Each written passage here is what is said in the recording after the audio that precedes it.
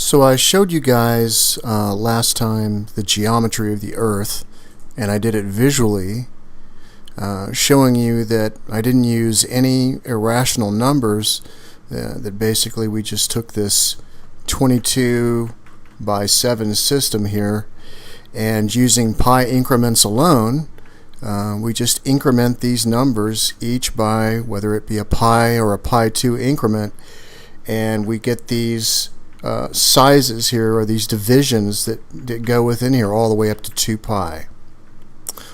And so if we take a look at the square roots of 2 down here, we can see that there's no irrational numbers used here either.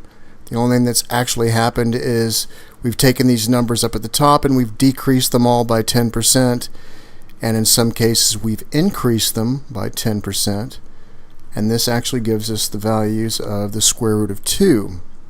Well, there's some stuff that's been bothering me lately because when I take a look at these trigonometry functions like tangent and things like that, these things return values in radians. And radians are a function of pi because 1 radian in degrees is actually formed by, if you take a look at this right here, what it does is it uses pi. And the pi version that they're using is the one that creates all this noise I've been telling you about, and it does not show harmony in number. So when you get a value returned in radians, the value returned in radians uses this noisy version of pi that doesn't keep the harmony in number. And so what I decided to do was take a look at how they're coming up with these radians real quick, and I wanted to backwards engineer this so that instead of it using their version of pi, that it's actually using the 22 over 7, which is the version that I've been showing you that doesn't really use any irrational numbers at all. It just uses a number set and pi increments, as well as the square root of 2. So in order to do that, what I did was, and I actually discovered something kind of interesting in the process. Okay, so first of all, let's take a look at their version and where I found issues with it. So example, here's pi, okay? So this pi that you see right here is the function of pi. If you notice right here it says equals pi in parentheses. That's what you get. So if you take the reciprocal of that, and we'll just do it this way. So we take pi and then we take the reciprocal of that. You can see it's this number right here. So that number times 180 should equal the amount in radians you get in degrees, right? It's equal to the same thing. So if we take a look here, this number right here in degrees, 57.296, should be, if you take a look at what they're going to do right here,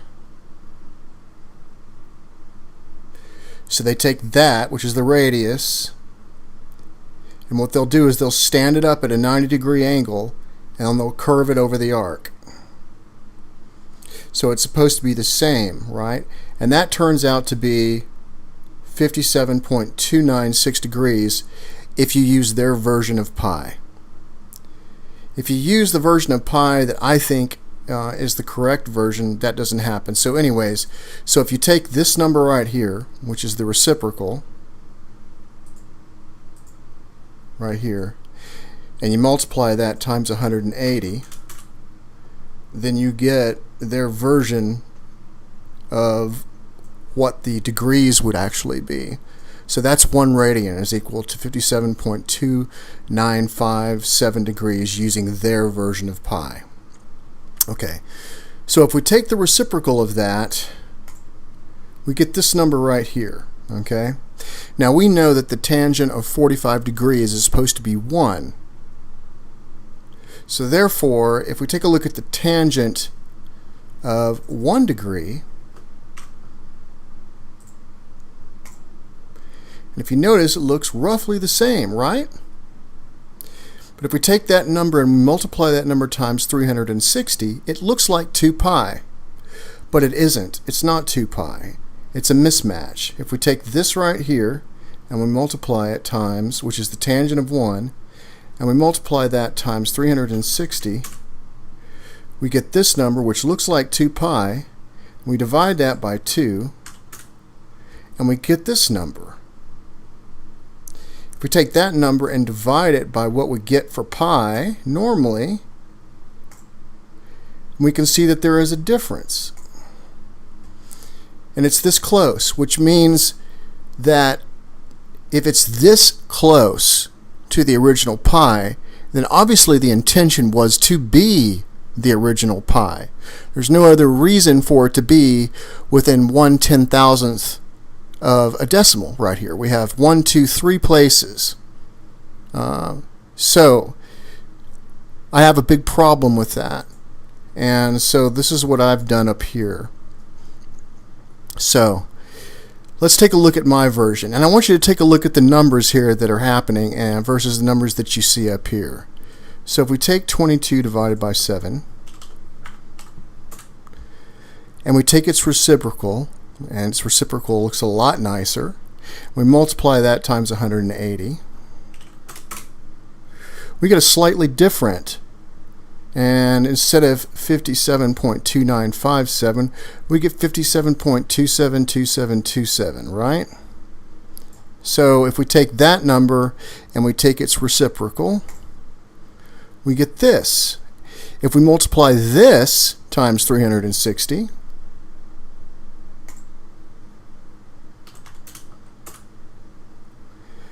then we get something that looks a little bit more like 2 pi. If we divide that by 2, then we actually get the 22 over 7 because, and we know this because if we take this number here and we multiply it times 7, we get 22. And so the match here is a 100% versus something that's slightly off using their tangent function. So if anything, the problem is consistency. Okay, so regardless of how you look at it, it seems that what they're showing here is that there's an inconsistency in what their tangent function is presenting versus what you get with their pi function. And I have no idea what they're using to actually derive the number for pi that keeps running on and running on. Like I said, at some point there's a sacrifice to it being exact with your measurement versus keeping harmony with number. And as you can see right there, the consistency also has issues. So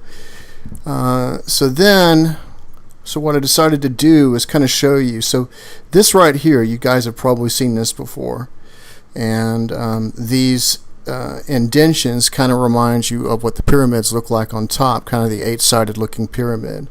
But what these actually are, these are actually rhombuses that I've shown you before. These rhombuses have a ratio that is a pi over 2 ratio, or excuse me, a pi over 4 ratio. So for example, 594 by 756, which is like an 11 by 14. So this number here, this degree here, represents 51.84, and this right here represents 90 minus 51.84, which is 38.16. So here's the way we derive it using the 22 over 7. So the 51.84 is 22 over 7, which is equal to this number. Pi over 4 is equal to that number divided by 4.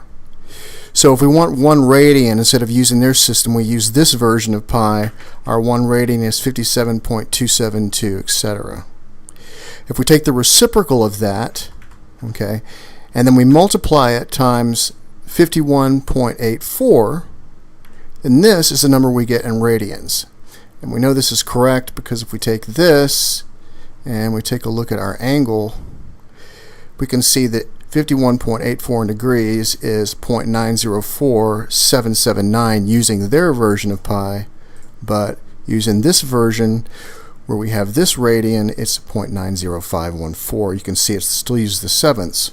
So if we take their version of degrees and we multiply it by this ratio here, we actually get 51.84, which is correct.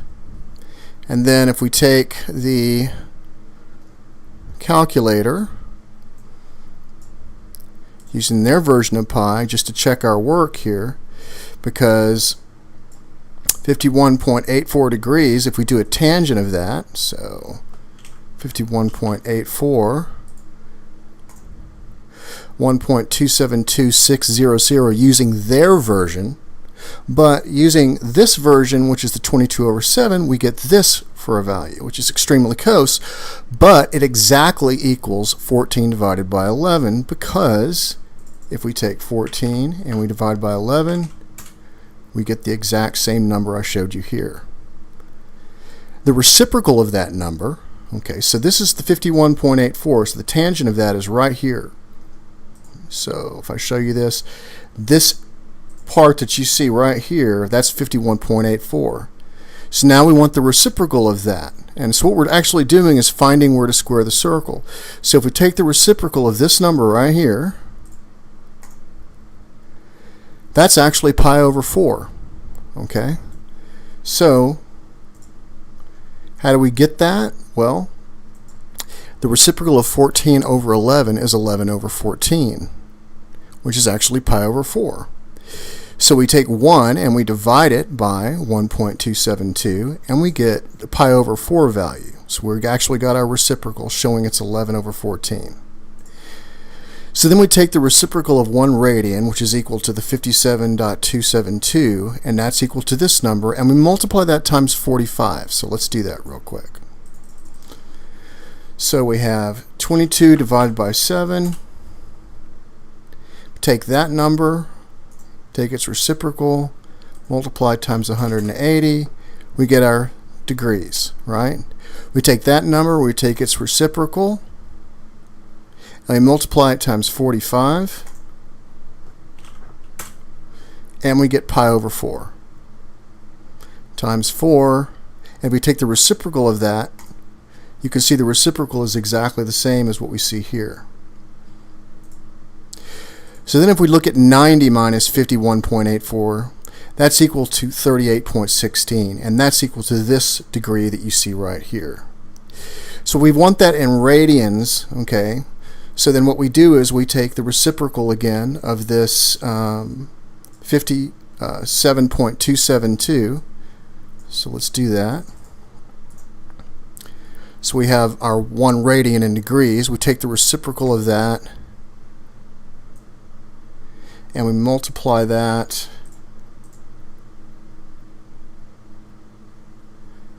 times 3816,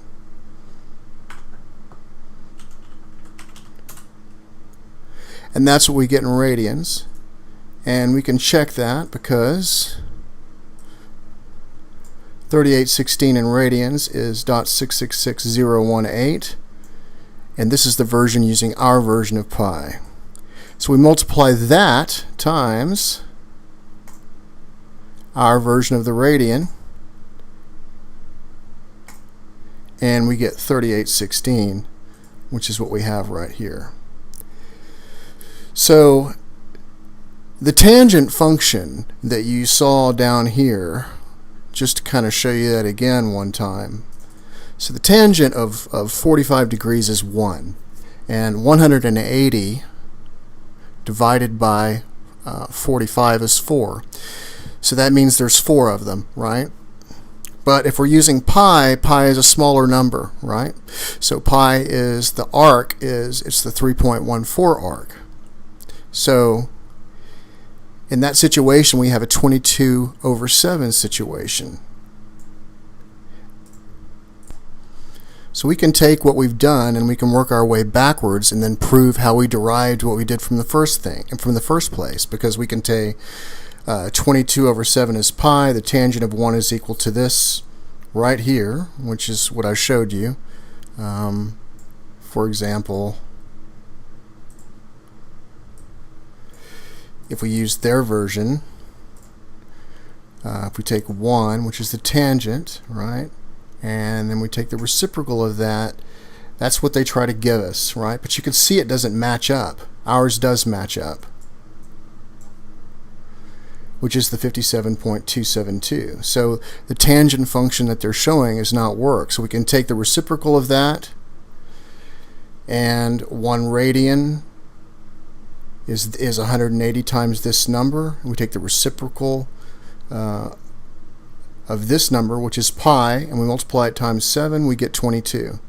So we can work ourselves in reverse, and we can derive how we got pi all the way to how we got radians, and everything works itself out just perfectly in both directions. The problem that I see with what they show us is that there's really no geometrical representation, there's no harmony in number, it's all noise, and the numbers don't match up between their pi versus their tangent function. So if I take the tangent of 1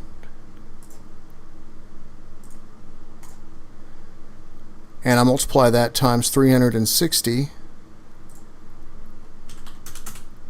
and divide by 2, I get a number different than what I think we should get, because that's not pi, right?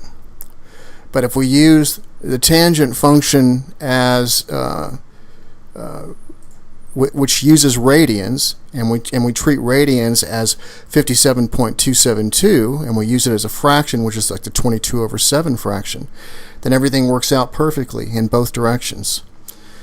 So anyways, just some more information to show you. The next thing I'll show you guys, it has something to do with the square root of 2, and I can show you how it is derived, and also it's one of these other things they call it's a irrational number that you can never figure out, but I can show that it's the same as far as decimal places all the way up to the 10th decimal place. So I'll show you guys that in the next video. You guys take care, and I'll talk to you soon.